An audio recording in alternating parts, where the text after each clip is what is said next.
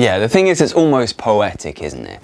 But the truth is, to get to your future, you must look into your past.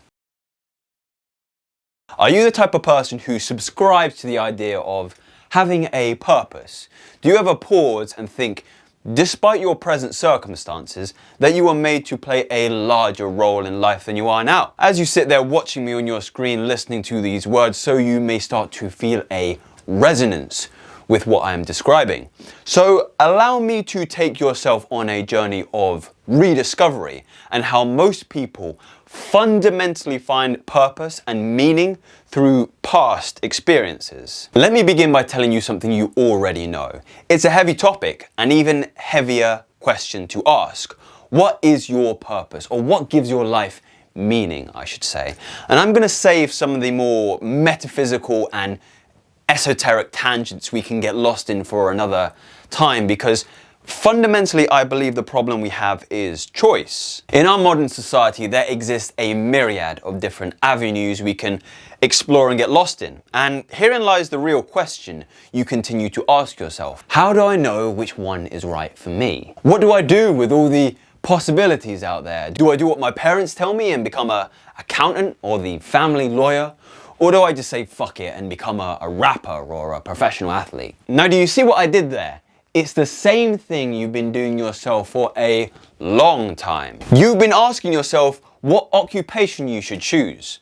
I'm asking you what gives you meaning or what gives you purpose in your life. Look, I don't care about titles, because waking up to be a banker or a broker or a trader isn't what is going to fundamentally spur you to get up in the morning. It's a completely different question, one that doesn't get asked enough, and I think that's why so many people are going wrong. And look, it is a heavy question, but I would argue, isn't what you're going to do for the next 50 years a heavy reality? I said the clues to your purpose will be revealed in your past, and I will do my best to help you, but you must be honest with yourself first. You have to give yourself some time. If you are watching this, I want you to think back to moments in your past where you've experienced suffering. Perhaps you're even suffering now. Perhaps you are in pain. I want you to know that this is not a personal thing, it's an innate thing in all people. Even in those individuals you perceive to be most happy and contented.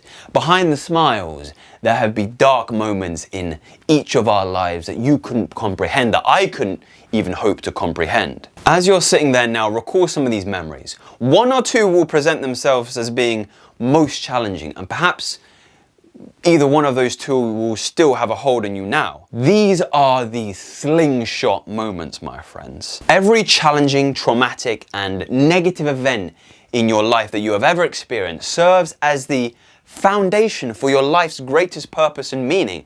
It's like a slingshot. It's pulling you back, stretching your character, and it can launch you forwards, continually propelling you in the direction of a mission of unwavering virtue. This all sounds like something from a fiction book, but it can be your fiction only if you exercise the following message, which is intelligent interpretation. Now, here's where your honesty, patience, and fundamentally your perspective are going to be crucial in finding your life's mission. The secret to your future, your purpose, destiny, whatever you want to call it, lies in the interpretation of your own suffering. To find purpose, you must cultivate an interpretation that is predicated on challenge. If you have an alcoholic father who beat you all your life, who was the bane of all your suffering, your interpretation is your choice. On one hand, he was a drunk, a downright degenerate who deserved nothing more than to be reprimanded for his actions. He made you the weak, wounded, and miserable person you are today, and he took away your life. Conversely, on the other hand, he had a disease. He suffered at the hands of his addictive personality, and he was the product of poverty and dispossessing structures such as multinational conglomerates. He lost his job and descended into violence and anarchy. Can you see now where you can find meaning? Can you see how an intelligent interpretation can change the sense in which you view the world, the glasses in which you use to look and give you focus? Perhaps in that example, now you develop the skills in helping the dispossessed. You create a legal counsel or move into an area of psychology for helping those in similar situation to that of your father.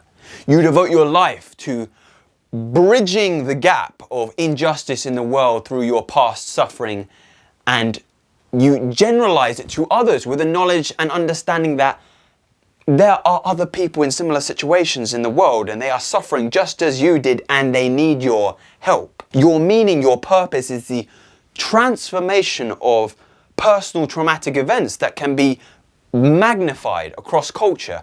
It is found in creating global order out of your own personal chaos. This is your karma in a way.